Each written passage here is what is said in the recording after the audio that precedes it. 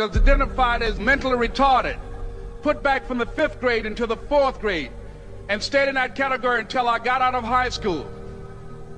I don't have any college training, but I met a high school teacher who one day changed my life. I was waiting on another student, and when he came in, he said to me, "Young man, go to the board and write what I'm about to tell you."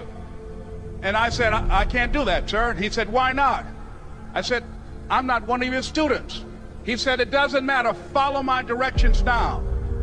I said, "I can't do that, sir." He said, "Why not?" I said, "Because I'm educable mentally retarded." And he came from behind his desk and he looked at me. He said, "Don't ever say that again. Someone's opinion of you does not have to become your reality." And as he talked, my heart began to beat fast. Tears began to run down my eyes, and I was in the back just listening to him, because the speech he was giving, that speech was for me. And he said, "Les Brown," he said, "if you want to do anything worthwhile in life, you've got to be hungry." I told Mr. Washington I wanted to become a disc jockey. And so I started working to develop myself. He said, "I want you to practice every day being a disc jockey." I said, "But I don't have any job now." He said, "It doesn't matter." He said that it's better to be prepared for an opportunity and not have one than to have an opportunity and not be prepared.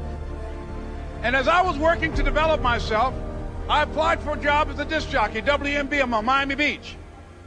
I went to a guy named Milton Butterball. I said, "How you doing, Mr. Butterball? I'd like to get a job as a disc jockey." He looked at me, he said, "You have any broadcast background?" I said, "No, sir, I don't."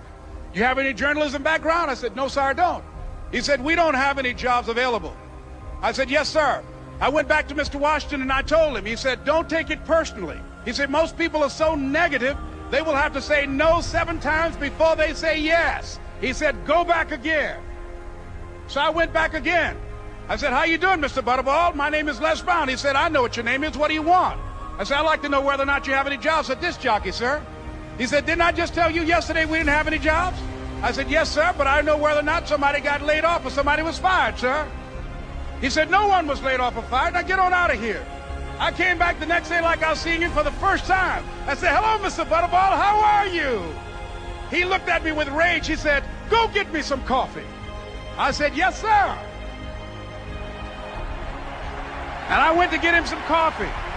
After a while, I would get their lunch and dinner, and I would go in the control rooms and take the disc jockeys their food, and I would not leave until they would ask me to leave.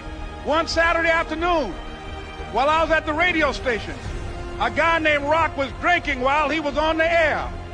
I was the only one there, looking at him through the control room windows, walking back and forth, young, ready, and hungry. Pretty soon the phone rang, and it was the general manager. And I answered the phone. I said, "Hello?" He said, "Les, this is Mr. Klein." I said, "I know." He said, "Rock can't finish his program." I said, "I know." He said, "Would you call one of the other DJs in?" I said, "Yes, sir." I hung the phone up. I said, "Now he must think I'm crazy." I called my mom and my girlfriend, Cassandra. I said, "Y'all turn up the radio and come out on the front porch. I'm about to come on the air." I waited for about 20 minutes, and I called him back. I said, "Mr. Klein, I can't find nobody." He said, "Young boy, do you know how to work the controls?" I said, "Yes, sir." He said, "Go in there and don't say nothing here." I said, "Yes, sir." I couldn't wait to get behind those controls. I put on an old Stevie Wonder record called Fingertips. I sat down behind that turntable. I said, "Look out, this is me, LB Triple P, Les Brown, your platter playing papa. There were none before me, and there will be none after me. Therefore, that makes me the one and only. Young and single and love to mingle, certified, bona fide, indubitably qualified to bring you satisfaction, a whole lot of action. Look out, baby, I'm your love man." I was hungry. I was hungry. You got to be hungry. Begin to know that you have greatness within you.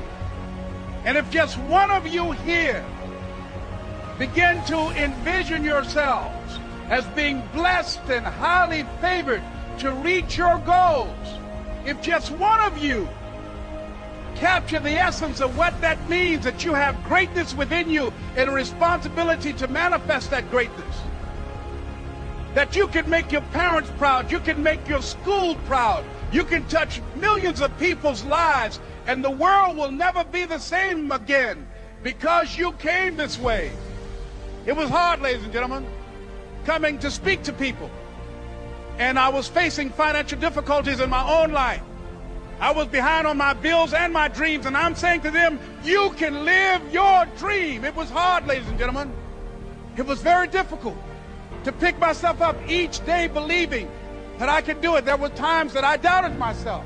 I used to ask myself, can I do this? And something said within me, you're the one. Don't give up on your dream. By continuing to push forward, by continuing to run toward my dream, that one day I would have my own talk show. It's a long shot, ladies and gentlemen, from Liberty City, an abandoned building on a floor, never knowing my mother or father. It's a long shot. Being here with you today in this dome in Atlanta, it's a long shot. No college training, labeled educable, mentally retarded, but I kept running toward my dream. Don't stop. Don't stop running toward your dream.